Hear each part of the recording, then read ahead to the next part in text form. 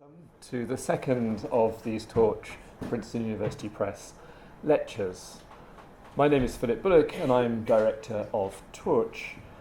To say that someone needs no introduction is always a sign of their eminence, and that's the case here, but on a very pragmatic level, Martin needs no introduction, as I introduced him only a few days ago, and if you weren't here, shame on you. It was a wonderful lecture in its own right, and also gave us a chance to look forward to this evening.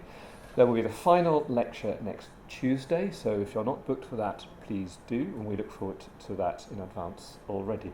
Before I hand over to Martin Puchner, I would just like to reiterate my thanks to the Bodleian Libraries for hosting us, for Princeton University Press for proposing this wonderful collaboration, which clearly has already found great resonance within the university, so thank you for corroborating our aspirations, and of course to the Torch team, whose job it is to translate all our desires into a wonderful reality for everyone. So without any further ado, Martin, can I ask you to give your second lecture, the title of which is... I don't need it yet. You don't need it yet. So the title of which is there, Think Big. The first one in a series of European lectures told us to think about the world, and we're going to continue thinking big this evening. So Martin, please.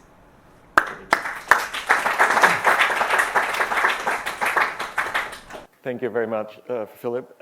And just to reiterate my thanks to you, to Torch, Ben Tate, Princeton University Press. It's great to be here.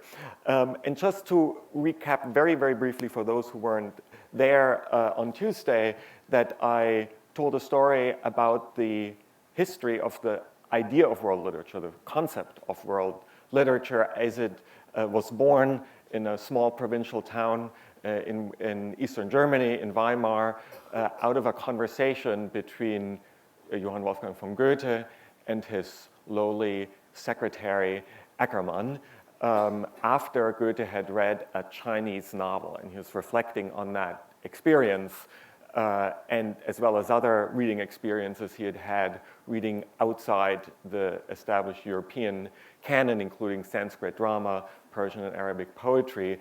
And to capture that reading experience, really, he coined this term, world literature. And then followed the fortunes of this term. The next appearance was, perhaps surprisingly, in the Communist Manifesto, where Marx and Engels not only talk about what we would call probably globalization, international supply chains, and the like, but observed that this was not just true of industrial production, but also of intellectual production, and therefore used the term, relatively new term, world literature, as an example of that. And then I looked at how various other subsequent writers used the term world literature, including Rabindranath Tagore, the proponent and advocate of Yiddish literature, Melech Ravitch, and a few others, because the point was that it's in the scholarly debate surrounding world literature, I think we've sort of reached a little bit of a dead end. It's very hard to come up with one definition of world literature, what's included, what's excluded. And I feel like it's more fruitful, especially at this juncture, to look at how the term was actually used by different writers and for what purposes. So this is what I did. And I ended with a thought of not just using this method, if you will, to look at individuals, writers mostly, who use the term, but also look at institutions that use the term world literature and that have some kind of vested interest in world literature, and for what purposes they do that and assemble canons of world literature rather than worrying about the abstract term world literature. And I also defended world literature a little bit against some of its critics, including those who worry about reading in translation, and I will come back to that a little bit today. And also I grappled with the fact that many of these texts Goethe read were translated, or several, including this Chinese novel, by employees of the East India Company. So there is a debate about to what extent the very concept of world literature is connected to colonialism, and I tried to differentiate that a little bit by saying, yes, it's true that without, especially the British Empire and European colonialism in general, this market in world literature that Goethe recognized would not have existed. So it was certainly, in some sense, a beneficiary, if that's the term, of colonialism, but that I feel we can extract the term world literature from these colonial entanglements and use it in different ways. And this is what these writers, Tagore, Ravitch, and others, I think, have done. So I want to continue today to talk about one particular institution, which I think is arguably one of the most important institutions for assembling canons of world literature, and that's world literature anthologies. And I now have to do this. This is the scheme I used to explain the origin and the history of world literature as caught up in this triangular relationship between national literature and metropolitan export cultures. So both Goethe and then the subsequent writers positioned themselves against national literary traditions, thinking of literature primarily as a national product, but also the export culture, especially of Paris. So mobilizing the term world literature was a way of differentiating themselves from both of these. So continuing this emphasis on institutions, I want to talk about world literature anthologies. Because they are very influential, obviously, in creating canons of world literature. The reason is also that they allow me to talk about studying literature on a grand scale, and that's sort of the argument today, or plea, that literary studies should, using the term world literature as one of the vehicles for thinking about the scope of literary analysis. And the point here is that we have, I think, what I would call a kind of historical default, where most studies in literature have a scope of about 30 to 70 years. And that's not just a median scope, but it's an overwhelming number. Of what we as literary critics do is look at this kind of time frame. And I, including myself here, this is sort of the scope that I used to work with. But the work on this anthology, and I will describe that in more detail in a second, really opened up for me the fact that literary studies should also zoom out. There is the countervailing move that we have a lot of studies. There's almost a kind of mini trend of studying individual years. Here we go. So scholars who write books on individual years, especially important years, like here in my original field, modernism, reading 1922, arguably the most important year of modernism, or Jim Shapiro, the year of Lear. He's sort of made these year-long studies sort of a specialty before writing the year of Lear. He wrote the wonderful 1599, 1 year in the life of Shakespeare. So there's the move to more micro histories even than the kind of 30 to 70 year default. But the opposite doesn't really exist very much, at least not in literary study. And I'm hoping to convince you today that it's worth doing, in part because adjacent disciplines do this kind of zooming out with some regularity, especially history. History, of course, also has a real investment in microhistory, but the opposite exists as well, world history, and it comes in various flavors, some more on a scholarly side, but also more on the popular side. Jared Diamond's wonderful book, Guns, Germs, and Steel, is a good example of that. or on the even more popular side, Mark Kurlansky. He's written also several books about these sort of global commodity histories that try to really widen the scope by using one. He was also written about salt. But we, in literary studies, don't really do that zooming out, I think, enough. And so this is my modest argument, if you will, that we should do that in addition to everything else we are doing.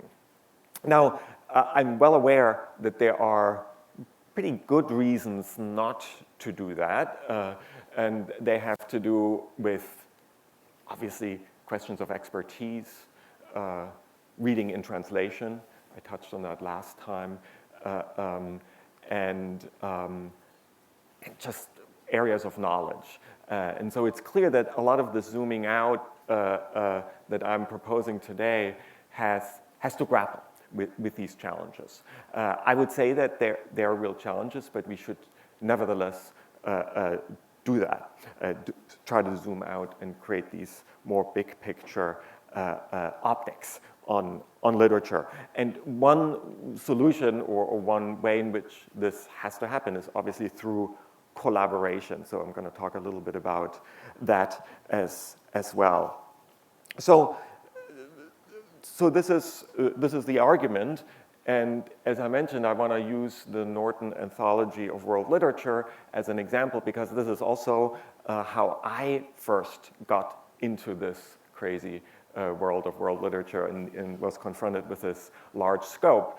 I sort of stumbled into this project 15 years ago when I was asked to become the general editor of this anthology, and really a lot of what I talked about yesterday and on Tuesday, and we'll talk about today and next week, is sort of a consequence of this work on the anthology, because I was suddenly confronted with having to cover 4,000 years of literature.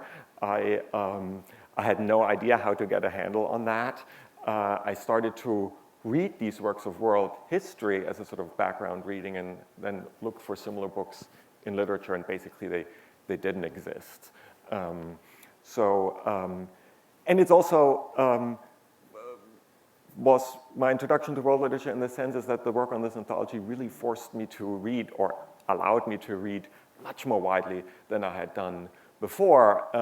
And I have to say it was really a thrilling experience of discovery.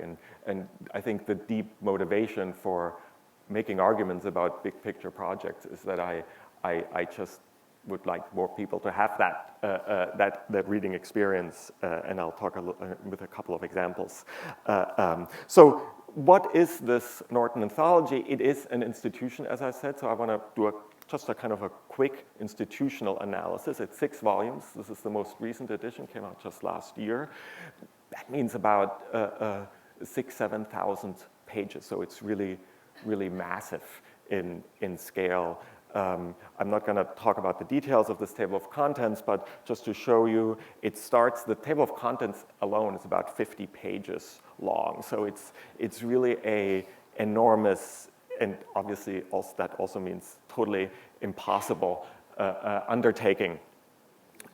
So it's huge. It covers, as I said, the entire history of literature. Not covers it. It captures something from the entire history of literature, and that means, of course, collaboration. So there's sort of a core team of collaborator. I'll talk about one, Emily Wilson, more in a second. But there's sort of a second tier of collaborators, more people that we consulted and used to get input in various ways. But even that is only the tip of the iceberg. There were literally hundreds of collaborators that contributed to this. So this is a very synthetic, very collaborative kind of work that we are dealing with here.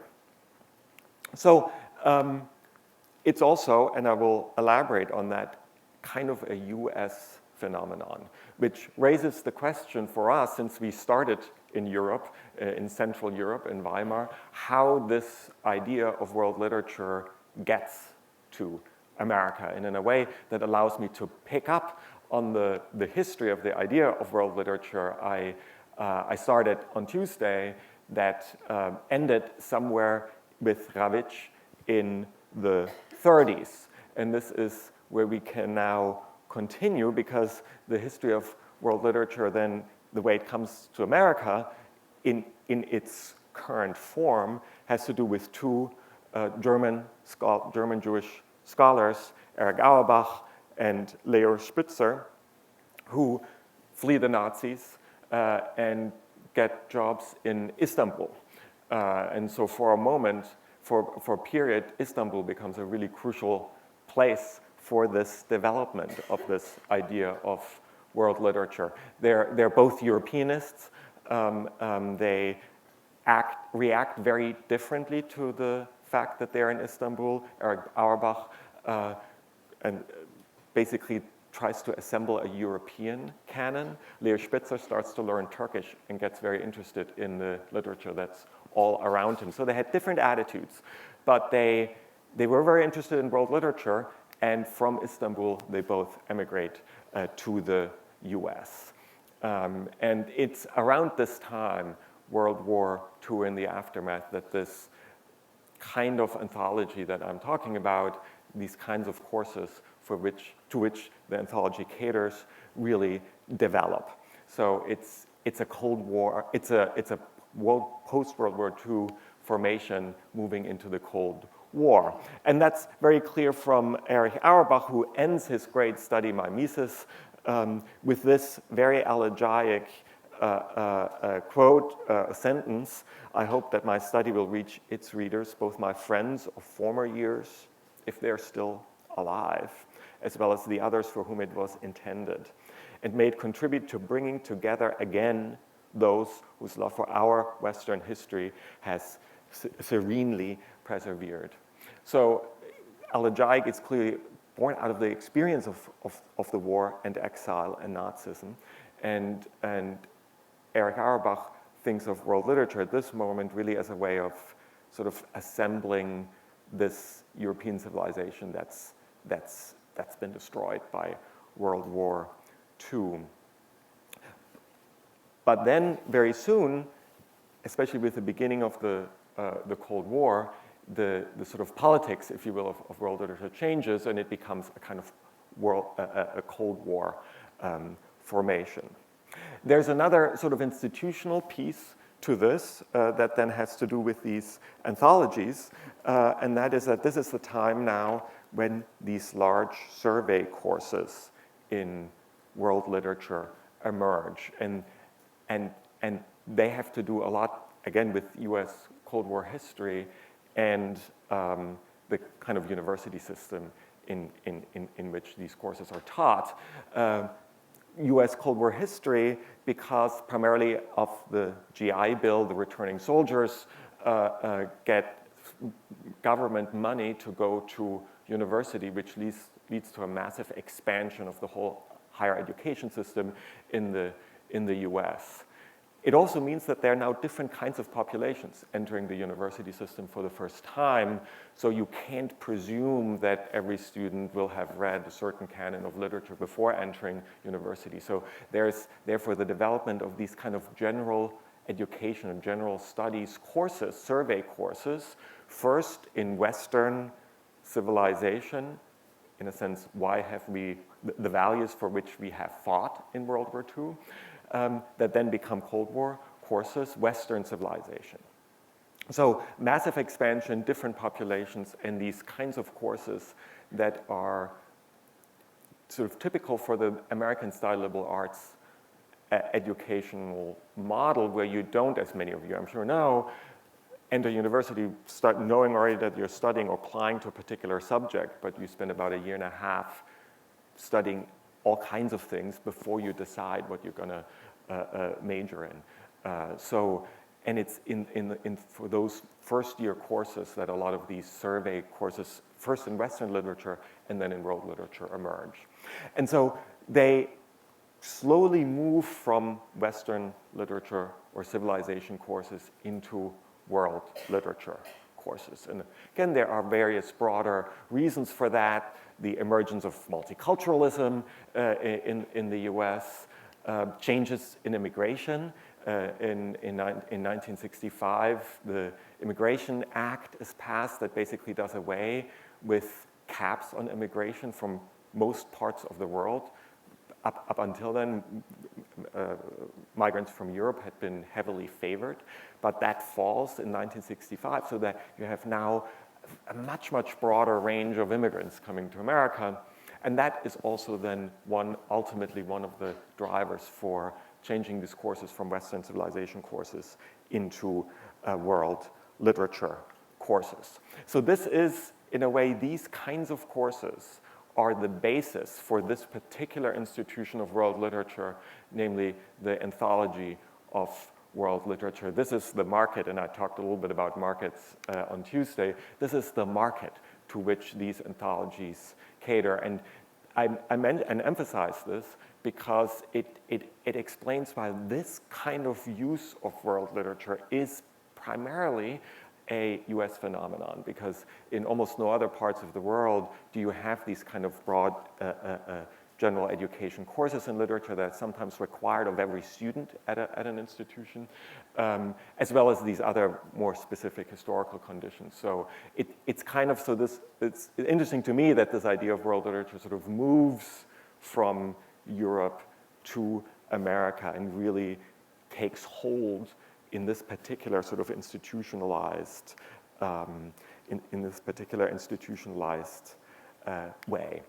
And I should also say, because sometimes these US world literature courses and anthologies are seen as another form of sort of neo-imperialism.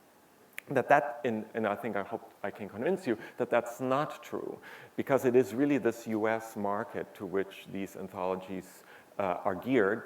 And I know that in the Norton Anthology, but it's true of the other anthologies too, we actually don't even get world rights. It's hugely expensive to put these anthologies together.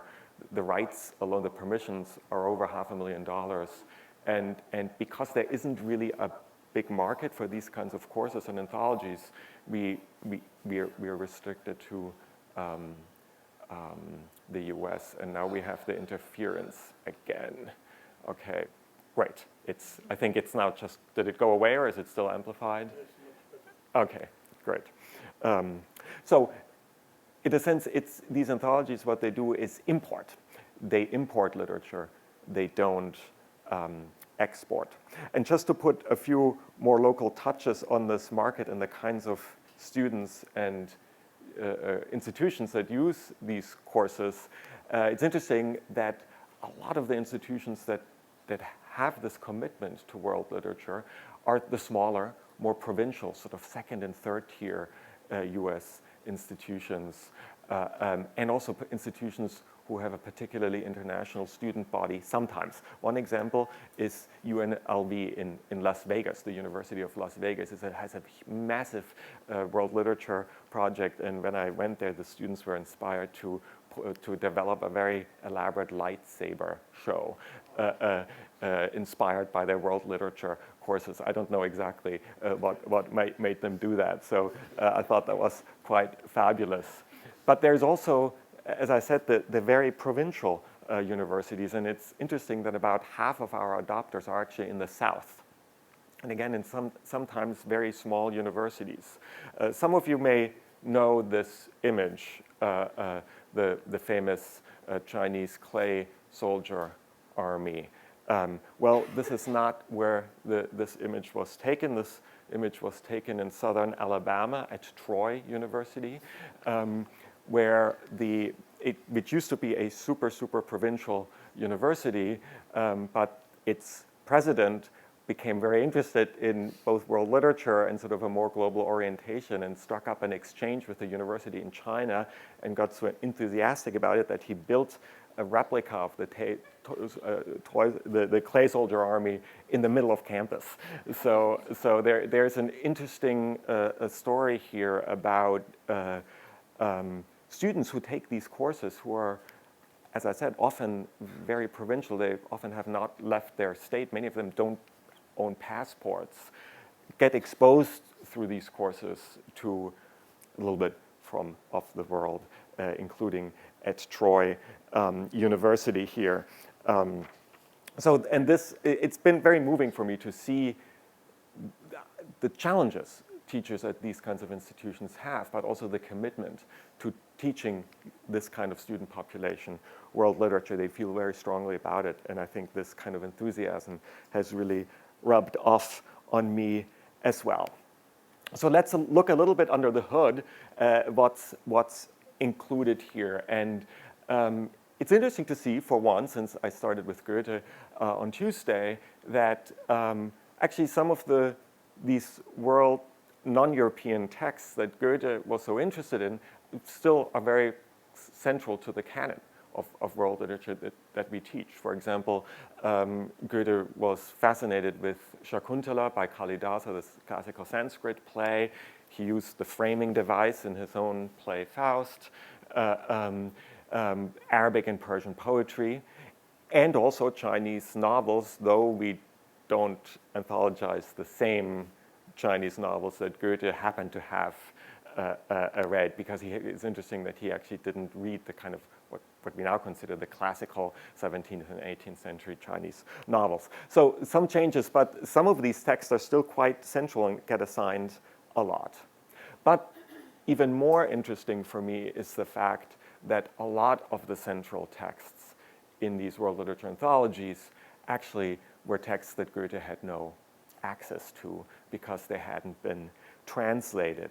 So this move of translating world literature into Western languages that really starts in the 18th century, Goethe is really still at the very beginning of that in many respects. And I think this is why he does strike me as sort of prescient in having seen that there's a new way of dealing with literature, namely that there is something like an integrated world market circulation, worldwide circulation of literature, even though many of the texts that we now so associate with these kinds of courses hadn't been translated and he didn't know them. So, which is interesting because it also sharpens our sense, since we are, to come back to this, the European aspect of these lectures, that Goethe is at the beginning of an era where European literature basically experiences the sudden exposure to literature from other civilizations, some of them old, some of them recent. So I want to single out just 4 texts that are good examples of what I'm talking about, this European experience of suddenly being exposed to much more literature than had been available before. The first is the most well-known, is the Epic of Gilgamesh, and its astonishing story of survival. Had completely disappeared from history, was excavated by accident 2,000 years later, but is a good example of a text that suddenly crashes into Europe in the late 19th century. Of course, most spectacular, the fact that it contained the story of the flood that we know from the Hebrew Bible. So it was a really unsettling, in many ways, experience once the Epic of Gilgamesh was translated. Equally important, I would say, is a text that's taught in many of these world literature courses, in which we have excerpted quite generously, The Tale of Genji by Murasaki Shikibu. A lot of Europeans, including Virginia Woolf, became very interested in this text, which, of course, had been around in Japan for a long time, written around 1000 AD by this lady in waiting at the court of Japan, a really fascinating portrait of court culture, and arguably one of the first great novels in world literature. And so in the it gets translated into English by Arthur Waley, late 19th century, and really comes as a shock to readers, European readers who had been used to the story that the novel is a European phenomenon, and suddenly had to adjust this narrative. Another text, lesser known, is the Mayan epic Popol Vuh, that also has a fascinating story of survival attached to it. Its material is from pre-Columbian Mesoamerica, but the only copy of it that survives was written by Mayan scribes in the Latin alphabet, because they realized that the conquistadores were destroying basically all the Mayan books they could find, really trying to wipe out this culture. So they were very smart, very moving to me, that they realized that if they were to write this text in Mayan glyphs, it would likely become illegible in the future. So they used, in a sense, the alphabet of the victors to preserve this text and go into hiding, and while the Spaniards managed to destroy almost all Mayan books, a couple survived, and this one survived and remained legible in the Roman alphabet. So and this gets translated only in the middle of the 20th century. So this experience, I think, of having new texts of world literature in the sense of newly available or newly circulating texts, major texts from major cultures, is still ongoing. And my last example is one of my favorites and the least known of those four, the Epic of Sundiata, West African epic that commemorates or deals with a late medieval empire in West Africa, was transmitted orally for many generations and written down really only in the 20th century. And I had the good fortune of collaborating with David Conrad, an American scholar who himself collaborated with two West African singers who and recorded and transcribed their version of this story, producing, I think, the best written version of the Epic of Sundiata, and this was done in 1994. So this, in a sense, this experience is still going on, of really major texts entering the canon of world literature. So I think it's an interesting relationship seen from this European perspective of these texts suddenly becoming available in this way. So the canon is as canons always are, a very changing kind of proposition here. They're also, over the course of putting together the anthology, we can observe quite minutely, because we do a lot of market research, surveying teachers of world literature courses, what they want to teach. So we get very fine-grained data on which authors are on the rise, which are on the wane, even in the last few decades. And one of the sort of newer entrants into the canon of world literature is a 17th century Mexican nun who was probably pretty unknown till, except for experts, of course, till about 20 years ago, and who now plays a major role. And we've increased our representation of Sor Juana significantly. So you can see how these recovery projects that have to do with the canon wars in the 90s really change these canons. And the final example has to do with translation. We also think very sort of strategically, in some sense, about translation, commissioning new translations, in part because of, again, sort of financial market reasons.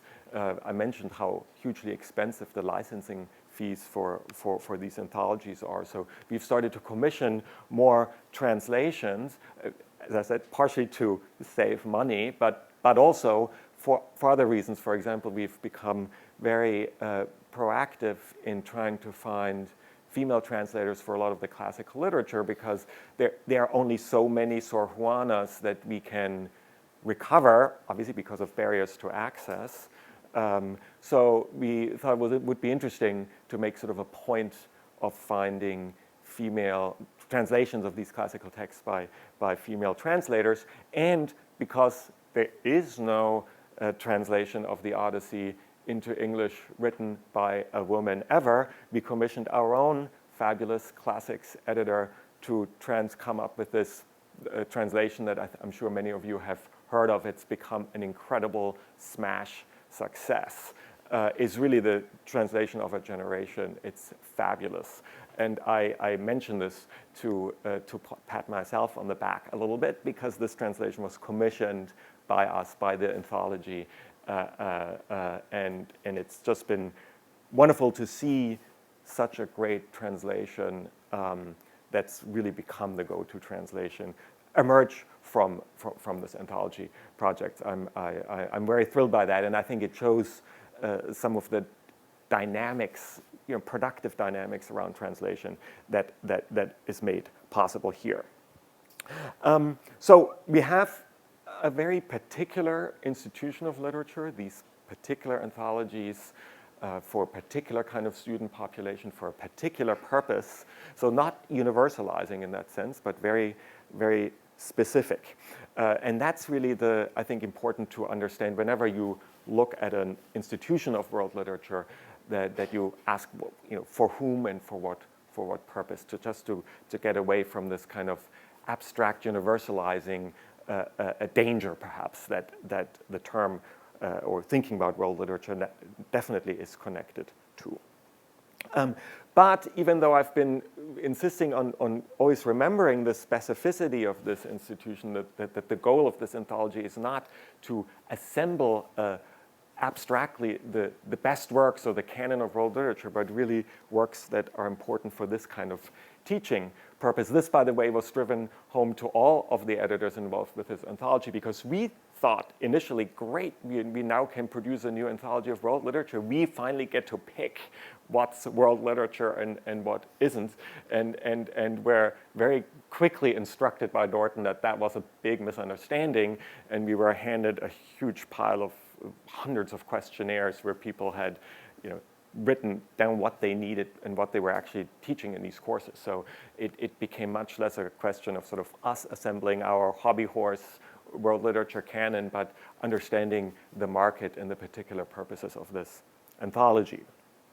But so even though I'm emphasizing that, I do think, and this is going to be my pitch to you, that a teaching anthology like this can also be used as a kind of analytical tool. And this is certainly what it became for me.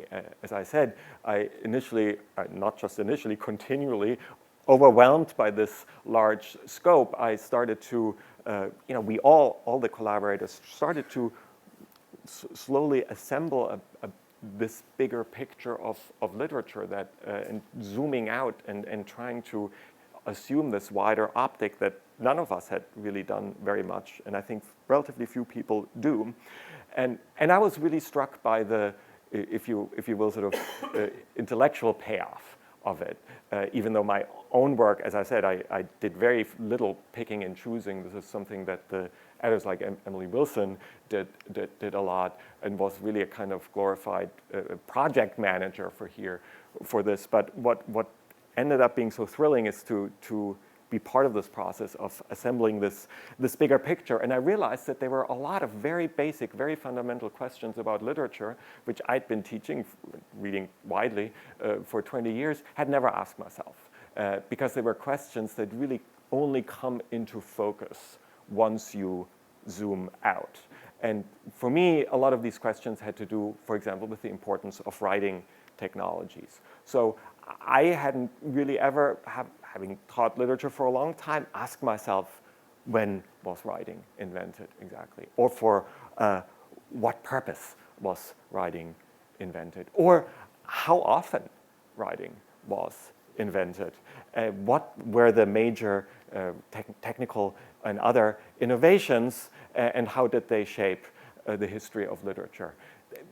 In retrospect, it seems odd to me that I've never asked these questions, but I think it has to do with the fact that they, as I said, only really come into view once you zoom out. So just to give you a few very quick answers to these questions, and some of these answers you may know, and others not. So writing was first invented in Mesopotamia. This is generally known. Interesting that it was really invented for purely administrative purposes, essentially by accountants to keep track of economic transactions and political transactions. There's a great story about the invention of writing written down by Mesopotamian scribes. It has one king trying to conquer a nearby kingdom, and he sends a messenger back and forth, and the other king is unimpressed, and the king gets really angry, and in part because the messenger has trouble remembering these long rants that he's constantly transmitting. And so he, at this moment in the story, takes clay and puts his words on clay and sends that to the other king, and the king is so impressed by this new technology that he finally gives in. I think of this as the first angry tweet from one king to the other, and you can draw your own contemporary inferences. Okay, so, and that it's only hundreds of years later that this accounting technology, this empire-building technology, as captured in that story, really gets used for a different purpose, namely to write down a story. So the entire history of literature is, if you will, a sort of an offshoot of a kind of accounting technology. And since I talked on Tuesday about the institutional organization of universities, I'm not going to say that we should really be part of the accounting department, but it's interesting to think about that, and it also has interesting implications, I think, for the importance or the connection, the close connection of literature to the state that I think comes through here. How often was writing invented? This one I had really never asked myself, and the answer is interesting, because there are all these ancient writing cultures, not just Mesopotamia, Egypt, China, but they're all on the same landmass, the Eurasian landmass. So it's possible, it's hard to prove, it's hard to disprove, but it's certainly possible that writing was only invented once in Mesopotamia, and then moved via ideas transfer to these other regions. The writing systems are very different, but the idea of writing may have just been invented once in Mesopotamia. However, this is not true because of this text. And this, for me, was really sort of one of the more mind-blowing things to think about, that there exists one completely independent tradition of literature, and that is 2,000 years of Mayan writing. This is a wonderful book, an introduction to that, which I highly recommend. So invented in Mesoamerica, in what is now Guatemala and southern Mexico, Chiapas, much later than the other early writing traditions on the Eurasian continent, but invented without any contact to them, because there was no contact between the Americas and Eurasia in that period. So it's, I think, really a kind of intriguing thought that writing was invented, therefore we know at least twice. It's almost like a kind of control experiment, and you can draw very interesting conclusions, I think, about or compare this literary traditions, 1,500 years before the Mayan conquest, completely independent, and see how, including for me, it became interesting to see how different writing technologies get invented in Mesoamerica, as I said, independently from these others.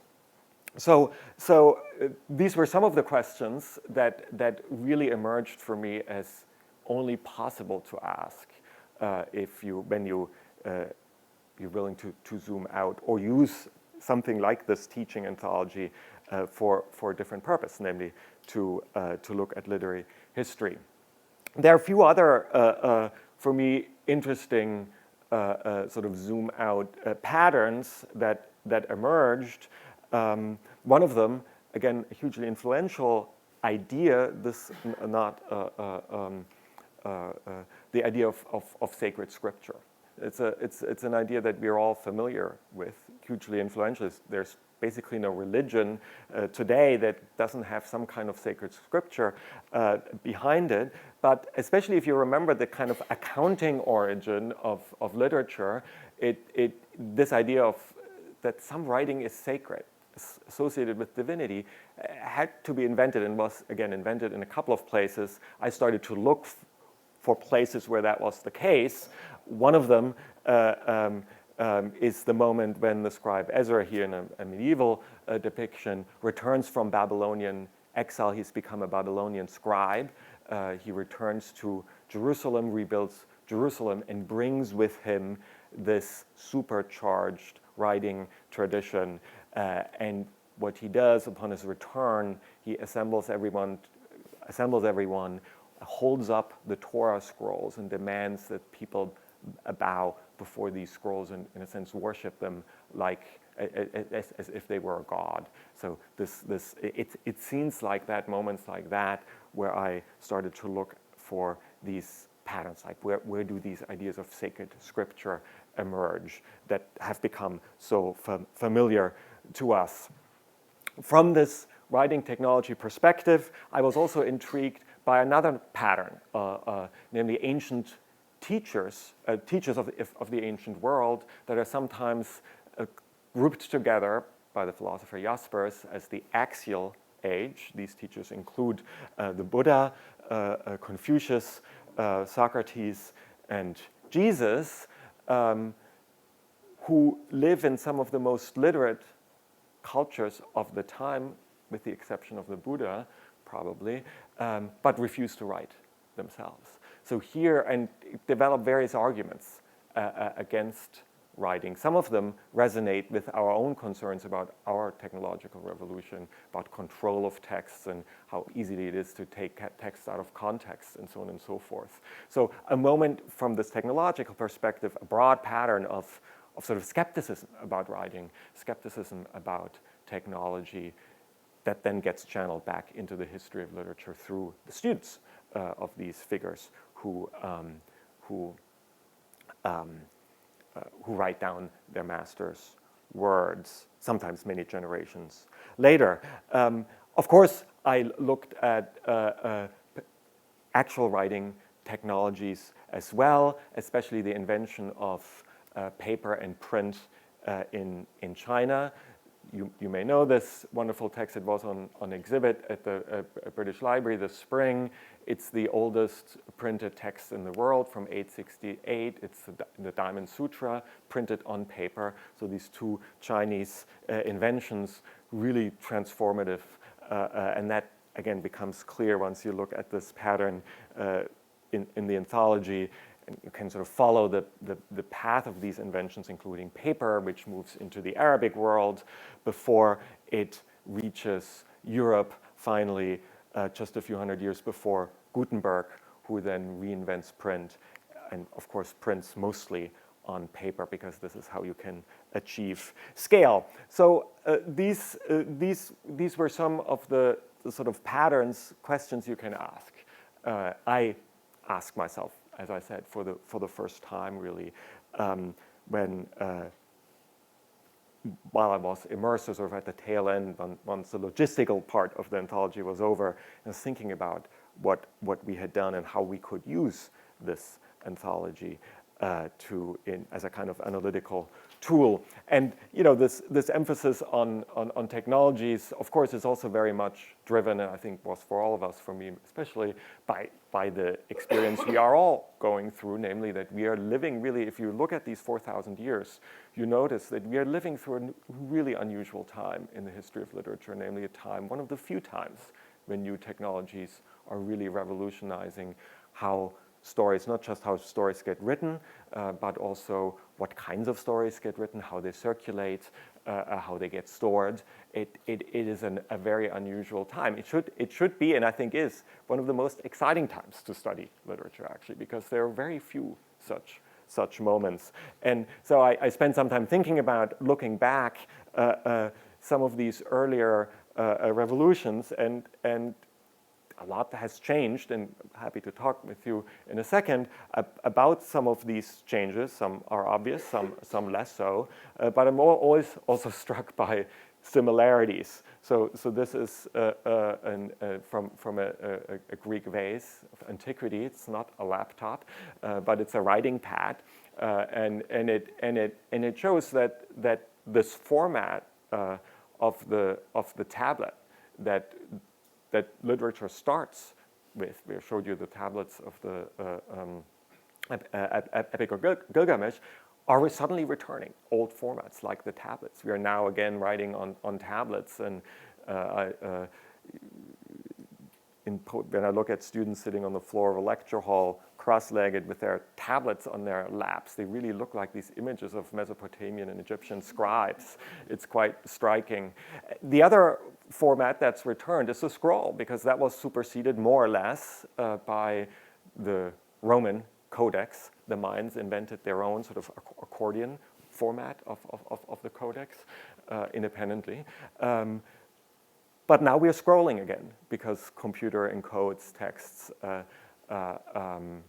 as continuous text. Of course, computers can simulate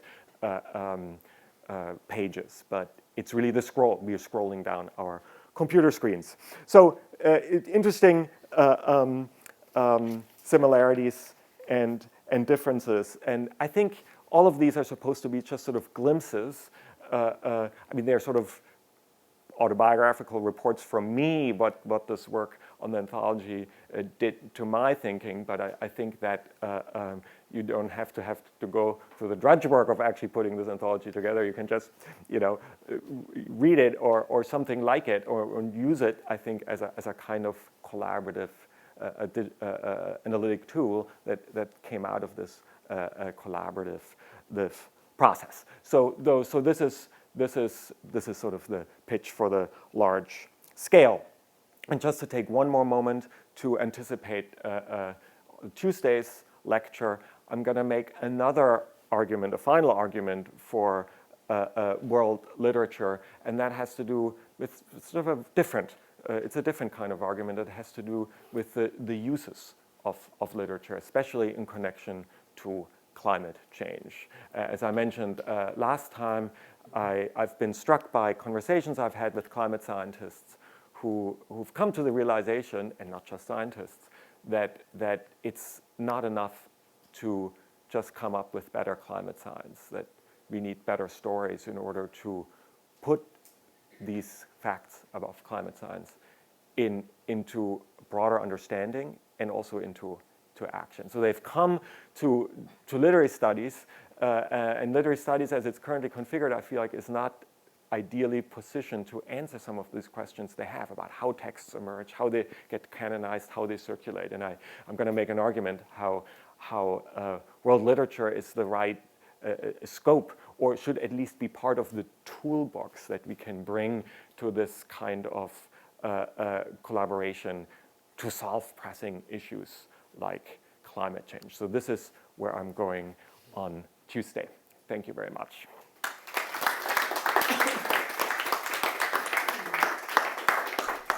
Whilst you're contemplating questions, I'm sure there are many, I'm going to leap in using Chair's privilege to ask a question which has always struck me when thinking about the technologies of writing, and it probably all feel it whether we're finishing a book or working on a PhD, is how you archive your knowledge. Mm-hmm. And you gave us the contents list of the Norton Anthology, and then we can all imagine what went in it, but then we have to find our way through it. And how is that significant factor in thinking about the world, how one divides it up by spaces or genres or how it's periods? organized? Yes. The organizational principles, yes. Whether a priori or sort of post hoc, seem to be really significant other elements in mapping time and space. Yes, no, absolutely, and we spend a lot of time sort of worrying about it. I mean, the broad organization is chronological. There are 6 volumes. The first volume is Ancient World. The last volume is just the 20th century, essentially.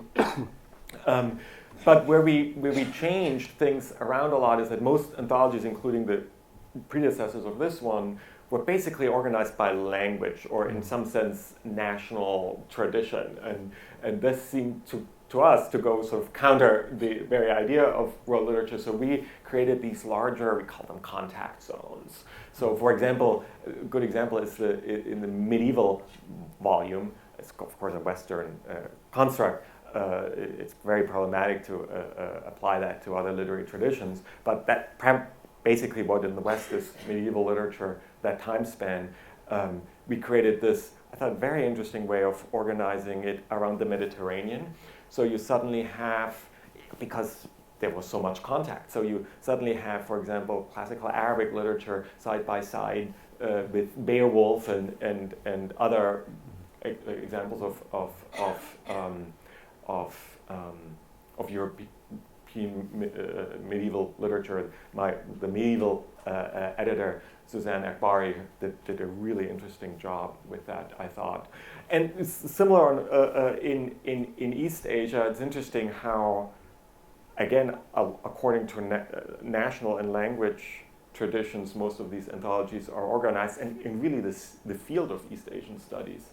And there are lots of vested interests in not thinking of them as a kind of integrated literature. So again, we made sure to in organizing this material to allow for more mobility between Japanese, Chinese, and Korean literature, for example. So yeah, so this is one way where we thought we really need to think about how to organize and present, because that, as you say, communicates a lot. Sure, great, thank you. Questions from the audience, and there is the customary speaker box coming around. Yes. So.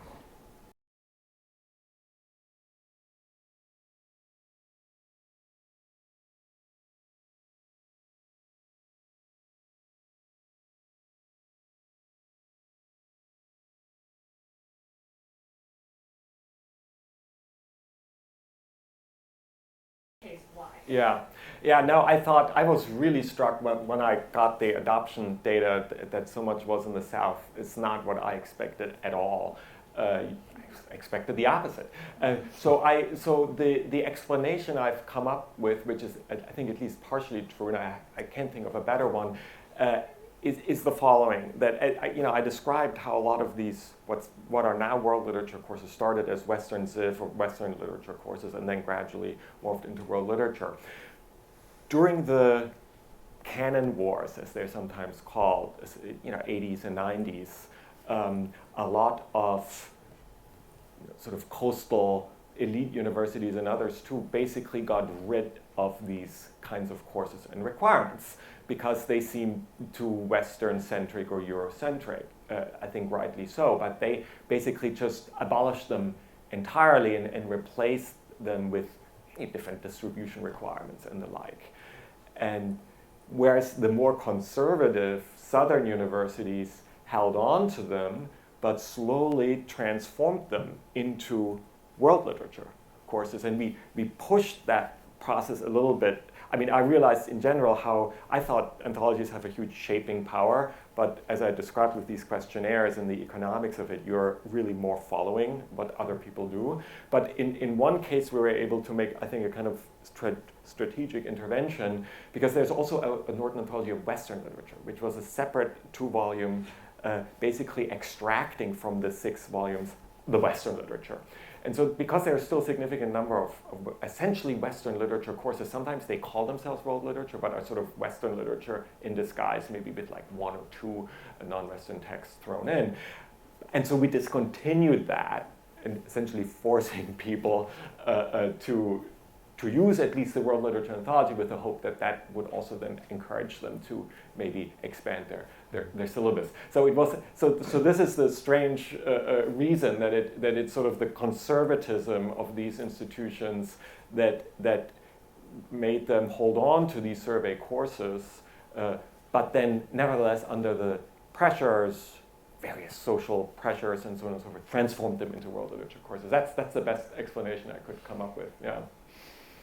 Were you entirely responsive in the contents? You gave this story of we just worked with what we had, but that's capturing something that has been is one of the responsibilities of this series the scholarly knowledge that your expert editors have to launch readers into a new direction, picking up on what you were saying about the more interventionist potential of a volume like this? Or are there any worked examples or any that you want to give us of the power that and responsibility that this anthology has to change the way we see the world? No, absolutely. I mean, we are very invested. I mean, originally that's, I think, why we got into it, and then quickly realized the limitations. No, of course. So we were entirely responsive basically by the results of the questionnaires once they were tabulated gave us a sort of core canon, and we knew that that was sort of untouchable, so to speak. But of course we then added a lot of, especially shorter excerpts, though the frustration is that because of the sort of time pressure of these courses that are just one semester, sometimes 2 semesters, there is sort of an overwhelming use of just a relatively few number of courses, like the Epic of Gilgamesh and so on and so forth in these courses. It's very hard to get teachers to assign new texts. And originally in the previous edition, our strategy was, well, maybe we should sort of create companion texts, texts that are sort of interestingly related to major texts that we know get assigned all the time. So for example, Don Quixote is assigned, parts of Don Quixote are assigned all the time. So we added Lazarillo de Tormes, great picaresque novel, thinking, oh, that's, you know, if teachers are interested in teaching Don Quixote, maybe they're also interested in this. But this was the wrong strategy because, of course, because everyone assigns Don Quixote, no one actually used, we found this then, again, through market research, no one was actually assigning Lazarillo de Tormes. Now, you could argue that, you know, the students who hopefully hold on to these anthologies maybe get, you know, the teacher can point them in that direction. So the data we have is only course-based and not all the other uses of the anthology. But so we changed that strategy and of the companion texts, and as I said, so the Sor Juana Inés de la Cruz is a good example where we're pushing her, but we're also riding a wave. I mean, we're not in the very forefront of this, but where we feel like, okay, here's a potential, we're gonna try to do that. So that would be another example. Yeah. Yes, I've got 2 questions. There's Peter and then Ray. Yeah. I've got two questions as well, and you can decide which one you want. Okay. Just, whatever. I'd like to.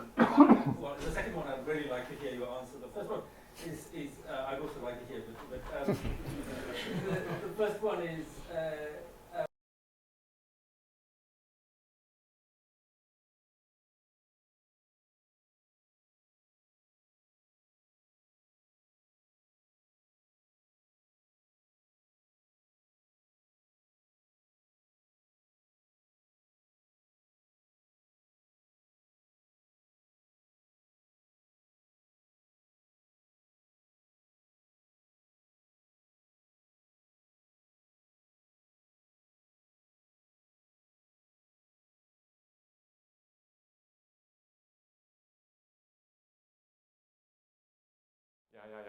I'll ask the first one only very briefly. No, I mean, I got fascinated, as you can tell, by this really boring stuff, interested in writing technologies and all of that. I just felt like, you know, in a sense, what world literature tended not to really think about that, because in some sense, world literature extracts texts from their original context and then sort of reshapes and recanonizes them.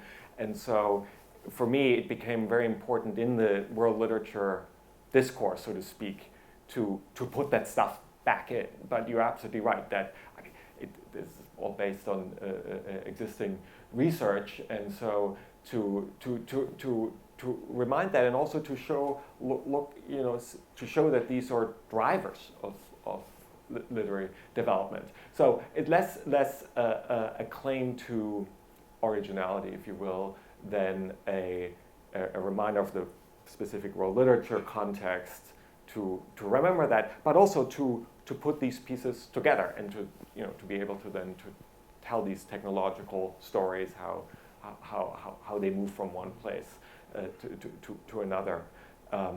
And the second, well, I mean, so the teachers. It's also when thinking about the teachers and what they do, namely, teach these survey courses. It's important, and it's something, the more as you can tell, I went to many of these universities and talked to them. The thing to remember is that they work under incredible constraints. So especially places where there is sort of a required course, where every student, no matter whether they study engineering or science, have to take this course. You usually have a small core faculty and then an army of adjunct faculty or graduate students, huge numbers, and the teachers feel everyone, I mean, this is everyone who has anything to do with world literature feels overwhelmed, but particularly overwhelmed. This is another reason why they use so many anthologies, because of all the contextual information and so on and so forth and pedagogical information that we supply. But they're real time. So initially I was sort of upset that they weren't more experimental in their tech, but once I realized the conditions under which they work with huge teaching loads and very little preparation, and also I became, on the contrary, was really humbled by how much they can do. The most successful courses I showed you, UNLV, the Las Vegas University, is actually quite fabulous, and so they have done very creative things in teaching world literature. They've basically created a system where because their president wanted to shut down this program and just move to basically a history textbook model, saying, why do you need to bother with reading these difficult texts and so on and so forth. So in response to convince, they created a model where they pair up teachers with other disciplines. So for example, when I went there, one group of students, so in a seminar size sort of setting, had done a sort of a readings and translation of the Gilgamesh in the Art Museum into a dance piece, or connecting it to all kinds of different courses. So sort of seeding this world literature interest with the anthology into all these other kinds of teaching environments, and I thought that was really, really interesting to see and fabulous. So that to my mind was the sort of most creative and interesting use of this anthology in a context that actually left that particular type of survey course behind in some sense. And there's another question, but can I just follow up a little bit on that? Because I was really interested when you were talking about the anthology emerging from a certain kind of institutional demand. Yes. And when I taught visiting North American students on their year in Oxford, I've often been enormously impressed by the amount of wide reading that prepares them, because they've often done a great books course or an anthology-based course. Not all of my own home students have that, so it's very exciting. But then it often comes with a certain set of things about literary hierarchies and about value and greatness, which I find myself jibbing against, because if you've been reading your interventions about distant reading or surface reading, or even how conscious of that mapping and presenting a heterogeneous world, at the same time instantiating value in the selection of the camera. Absolutely, and I mean it's one of the. Thank you for asking that. It's really one of the crucial, problems that is sort of haunting world literature and these canons, questions of value, and certainly in the 50s when these anthologies first emerged, they very openly presented themselves as, this is the best literature and so on and so forth.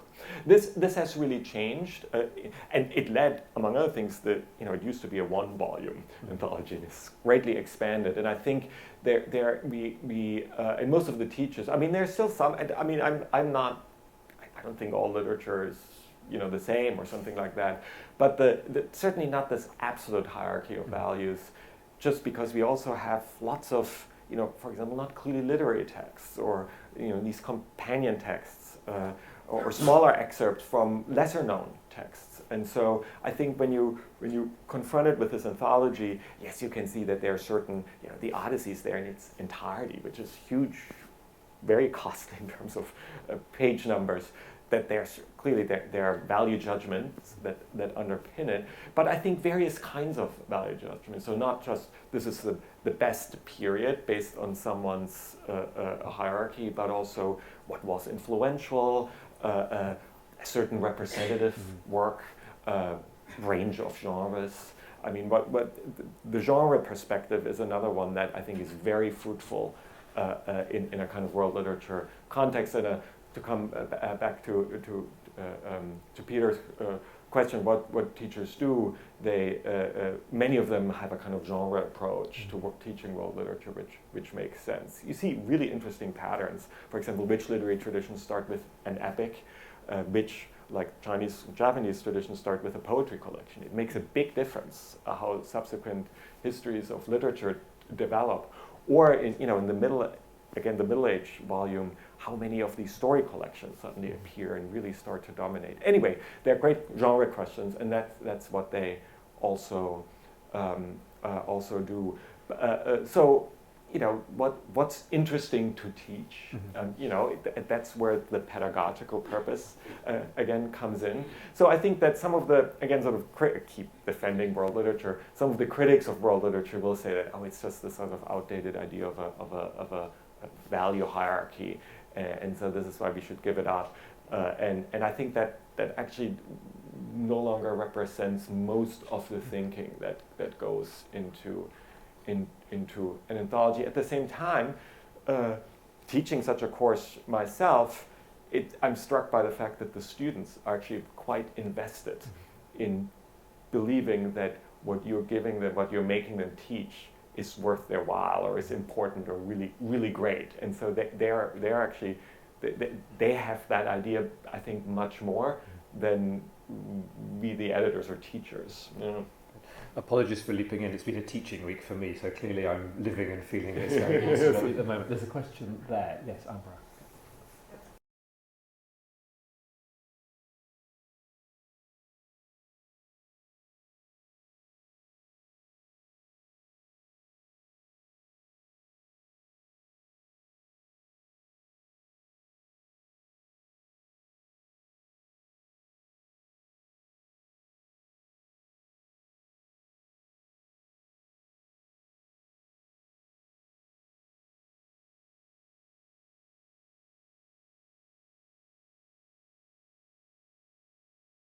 Yeah, no, this lowbrow is interesting.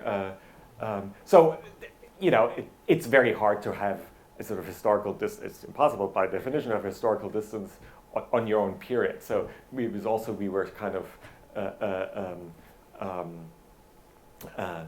we thought it was sort of practicality in part that led us to sort of abolish these, or it's actually for most of the 20th century, we no longer do regions, but I think also responding to something like an integrated market of literature, what I talked about on Tuesday. And so we have this phenomenon of the almost instantaneous global circulation of literature now. And so I think it is, world literature in some sense is a genre or a property of texts in terms of how they circulate almost, often simultaneously. I talked a little bit about literary scouts that sort of have a very central position of how that works. And yes, I think you're absolutely right that there are big value and other interesting questions attached to it. I mean, one good example is that has to do with when an author becomes a world literature author. Good example is someone like Orhan Pamuk, who thinks of himself as a kind of Istanbul author to begin with, very, I'm sure many of you know, very identified with Istanbul as a city. Then he becomes sort of a national writer, and then after My Name is Red becomes a world literature writer, and then something very interesting happens, because then he starts to lose Turkish readers, or people really react against him who feel like he's now betraying this sort of national representative work, who accuse him of not only of changing the very language he uses because he already knows that he'll be translated into all of these languages, sort of a flat, I think this kind of flattening out. I don't think that's, I don't read Turkish, but people swear that that's actually not the case, but it's a story that then gets told about him, that he's no longer cares about Turkish readers. He now only is interested in, I don't know, the airport bookstore. It becomes sort of a location for what you described. So I'm myself skeptical of this argument that this world literature leads to a kind of homogenization. Although looking at particular authors, maybe you could make this argument. So it's a very complicated, I think, debate about this kind of contemporary circulation of literature and how we value them, and also what circulates. Arguably, it's often very local stories that circulate. So which is, by the way, something that Goethe also thought about. He felt like difference circulates in world literature, not sameness. So I don't have a very good answer to your question, but I think you're right that there definitely is now an integrated global market and sort of a set of authors who get translated simultaneously, who already know that they're writing for this market. And that, once your audience changes, literature changes. Few authors, I think, are completely untouched by that. Some resist it, some don't. So yeah, that would be my thought. It was a great question. Okay, I've got a question. 1, 2, 3. Yeah. So the first one here down on your left hand, right? Yeah. It's up at the end of the. I think. Yeah. We'll take these quite quickly. Yes, because. Okay. All right. I'll be quick. Sorry, I'm giving long answers. I'm all for the long answer.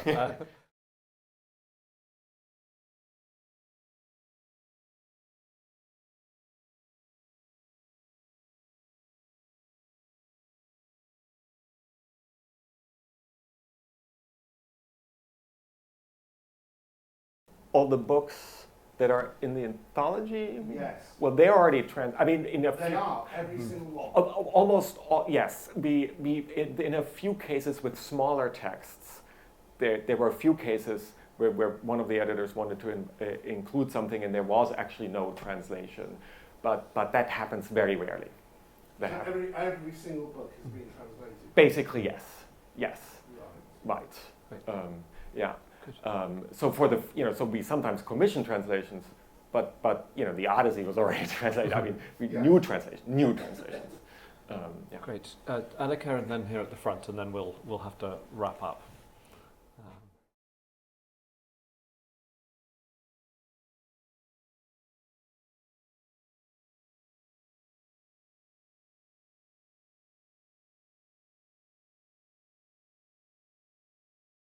Right. No, it's something that I thought a lot we all fretted about. But I mean, the short answer is that the anthology basically is not taken up abroad very much. In fact, as I mentioned, we don't have world rights. Norton is not allowed to sell it outside North America. Now, Amazon is a gray zone, and you can go on Amazon and have it shipped. So you can now get it, but Norton is not allowed to sell it in bookstores and so on and so forth. So it's really, in that sense, this charge or this worry, and you're not alone with that, I think is actually not true. It is, and this is why I emphasize so much the market and the particular purpose. So I think the real deciding difference is that this kind of broad market that in a sense justifies or demands this kind of anthology, it is mostly a US phenomenon. You can, if you're now thinking about, well, how does it circulate there? The satellite campuses of US institutions like NYU Abu Dhabi or Yale Singapore, those are places where then sometimes these kinds of courses get exported as part of the liberal arts export that happens. There's interest in world literature now a lot in China, but of course they're creating their own world literature anthologies because the purposes and the audience and so on and so forth is very is very different. So I therefore I really think that the worry that the U.S. Is here exporting a very particular view of world literature elsewhere, I think, in my experience, is not true simply by how this market functions. And then we've got one last question here at the front.